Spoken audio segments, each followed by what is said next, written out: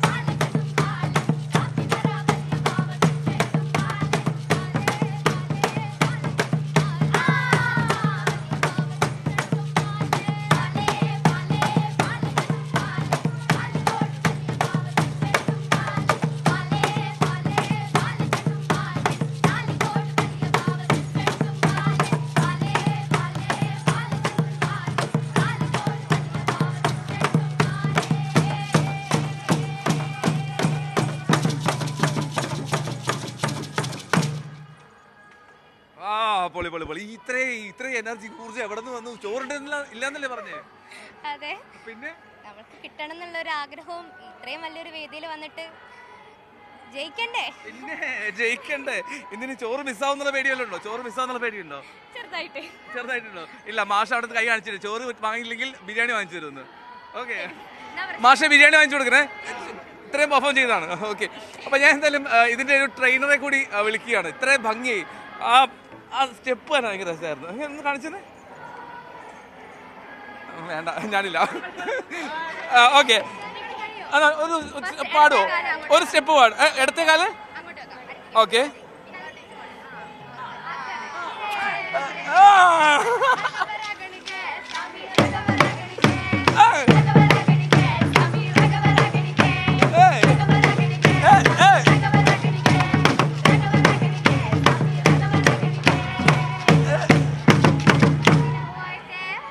മതി ഇനി കണ്ട് ഡാൻസ് കളിപ്പിക്കുന്നു. ഓക്കെ, നമ്മൾ ഇനി ട്രെയിനറെ കണ്ട് വിളിക്കുന്നത് രഞ്ജിത്ത് അല്ലേ? രഞ്ജിത്ത് മാഷ് രഞ്ജിക്കല്ലോ. രസമുണ്ട്, പിള്ളേർ ഭയങ്കര എൻജോയ് ചെയ്ത് ആസ്വദിച്ചു, ഞാനും ആസ്വദിച്ചു. അതുകൊണ്ടാണ് കൂടെ ചേർന്നത്.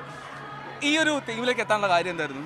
നമ്മൾ കഴിഞ്ഞ വർഷവും ഇതേ തീം വെച്ച് തന്നെ ചെയ്തിരുന്നു. കൈപ്പാതാൻ തുടങ്ങുന്ന പാട്ടായിരുന്നു. അത് നമ്മൾ സ്റ്റേറ്റിൽ അവതരിപ്പിച്ചിട്ടുണ്ടായിരുന്നു. കഴിഞ്ഞ വർഷം മലപ്പുറം റെപ്രസെൻറ്റ് ചെയ്ത് നമ്മൾ അവതരിപ്പിച്ചിട്ടുണ്ട്. ഈ വർഷവും അതിൻ്റെ തന്നെ പുതിയ പാട്ടുകളെ കോർത്തിണക്കി നമ്മൾ പുതിയൊരു പാട്ടായിട്ട് അവതരിപ്പിച്ചായിരുന്നു. ഇതേ പാട്ട് തന്നെ കഴിഞ്ഞ വർഷം നമ്മൾ അവതരിപ്പിച്ചിട്ടുണ്ട്. ഇതിൽ ഏറ്റവും ഭംഗി എനിക്ക് തോന്നിയത് നല്ലൊരു ഈണമാണ്, നല്ലൊരു ഐതിഹ്യമുണ്ട്, ഒപ്പം തന്നെ ഈ ഉപകരണങ്ങളുടെ ഒരു നവീനത, വ്യത്യസ്തത എല്ലാം കൂടെ ചേർന്നിട്ടുള്ളൊരു കംപ്ലീറ്റ് പാക്കേജാണ് നാടൻ പാട്ടിൽ. അതെ അതെ, ഇത് കാട്ടുനായ്ക്കളുടെ ദൈവം കാണലെന്ന് പറയുന്ന ചടങ്ങിന് ഉപയോഗിക്കുന്ന ഒരു വാദ്യമാണ്. ഓക്കെ, അതിന് മാത്രമായിട്ടാണ് ഇത് എടുക്കുന്നത്. പൊരുടേ എന്നാണ് ഇതിൻ്റെ പേര്. ഇതിൻ്റെ ഫോർമേഷൻ തന്നെ ഏകദേശം ഒരു 9 to 10 months ഒക്കെ ഇതിൻ്റെ ഫോർമേഷൻ തന്നെ എടുക്കും. ഇത് കായാണ്, ഇതിലുള്ളിൽ മഞ്ചാടി നിറച്ചിട്ടാണ് ഈ സൗണ്ട് ഇതിനകത്ത് വരുന്നത്. അതുപോലെ ഇത് അവരുടെ ഓരോ ചടങ്ങിലും ഉപയോഗിക്കുന്ന വാദ്യങ്ങൾ തന്നെയാണ് നമ്മൾ ഇതിനകത്ത് എടുത്തിരിക്കുന്നത്. ഓക്കെ, എന്താണെങ്കിലും അതിഗംഭീരമായിട്ടുണ്ട്. Thank you so much. നിങ്ങൾക്ക് മാഷാണോ മറ്റേ മാഷാണോ വാങ്ങിച്ചതെന്ന് അറിയില്ല, എന്തായാലും ബിരിയാണി വാങ്ങിച്ചു തരാമെന്ന് പറഞ്ഞിട്ടുണ്ട്. വിടരുത്, ബിരിയാണി വാങ്ങാം കേട്ടോ. പറയണം, പ്രത്യേകം പറയണം. ഓക്കെ, അപ്പോൾ നിങ്ങൾക്ക് കൊണ്ടോട്ടിക്കാരോട് എന്തെങ്കിലും പറയാനുണ്ടോ? കൊണ്ടോട്ടിയിലെ സ്കൂളിലെ കൂട്ടുകാരോട് എന്തെങ്കിലും? ഞങ്ങളുടെ കൂട്ടുകാരൊക്കെ അത്രയ്ക്ക് സപ്പോർട്ട് ഉണ്ട്. ഇവിടെ വരുന്നതിൻ്റെ മുന്നേ തന്നെ തകർക്കണം, പൊളിക്കണം എന്നൊക്കെ പറഞ്ഞ് ഞങ്ങളുടെ സ്കൂളും ഫാമിലി ആയാലും സ്കൂളിലത്തെ ഞങ്ങളുടെ ഫ്രണ്ട്സ് ആയാലും എല്ലാവരും ഞങ്ങൾക്ക് നല്ല കട്ട സപ്പോർട്ടായിട്ട് കൂടെ ഉണ്ട്. അവരുടെ പ്രാർത്ഥനയും പ്രോത്സാഹനവും അവരുടെ ആ ഒരു ഇതും കൊണ്ട് തന്നെയാണ് ഞങ്ങൾക്ക് ഇത്രയും നല്ലോണം അവതരിപ്പിക്കാൻ സാധിച്ചതെന്ന് തന്നെയാണ് വിശ്വസിക്കുന്നത്. അവർ പറഞ്ഞ പോലെ നിങ്ങൾ തകർത്തു, നിങ്ങൾ പൊളിച്ചു കേട്ടോ. ഓക്കെ, ഉഷാർ. പാർവണ സ്കൂൾ ടോപ്പാണ്, ഫുൾ മാർക്കാണ്, 600 മാർക്ക് ഫുള്ളാണ്. അപ്പൊ ഫുൾ മാർക്കാണ്. പാർവണം ഇടുക്കി, പഠിക്കാനും ഗംഭീരാണല്ലേ? ഓക്കെ, അപ്പൊ A ഗ്രേഡ് ഇതിലും വേണം കേട്ടോ. ഓക്കെ, അപ്പോൾ എന്താണെങ്കിലും കൊണ്ടോട്ടി സ്കൂളിൽ അവരുടെ പെർഫോമൻസ് അതിഗംഭീരമായിരുന്നു, താളാത്മകമായിരുന്നു. നാടൻപാട്ടിൻ്റെ മനോഹരമായിട്ടുള്ള ട്രെയിനിങ് നൽകിയ രഞ്ജിത്ത് മാഷിനും എല്ലാവിധ ആശംസകളും. നമ്മളിനി ഐശ്വര്യ അനിലേക്ക് ഒന്ന് പോവുകയാണ്. ഐശ്വര്യയ്ക്കും ഈ നാടൻപാട്ട് വേദിയിൽ നിന്നുള്ള ചില വിശേഷങ്ങളാണ് പറയാനുള്ളത്. ഐശ്വര്യയ്ക്ക് പങ്കുവയ്ക്കാനുള്ളത് ഇത്രമാത്രം സന്തോഷം നൽകുന്ന ഒരു കാര്യമല്ല, അല്പം ഒരു കണ്ണീരിൻ്റെ കഥയുണ്ട്. അവർ കുറച്ച് കുട്ടികളുടെ ഒരു അല്പം നിരാശയുടെ ഒരു കഥ. അപ്പോൾ നമുക്ക് ഐശ്വര്യയിലേക്ക് പോകാം. ഐശ്വര്യ, എന്താണ് സംഭവിച്ചത്? എന്താണ് ഈ കുട്ടികൾ അല്പം നിരാശയോടെ മുഖത്തോടു കൂടി ആ വേദിയിലിരിക്കാനുള്ള കാരണം?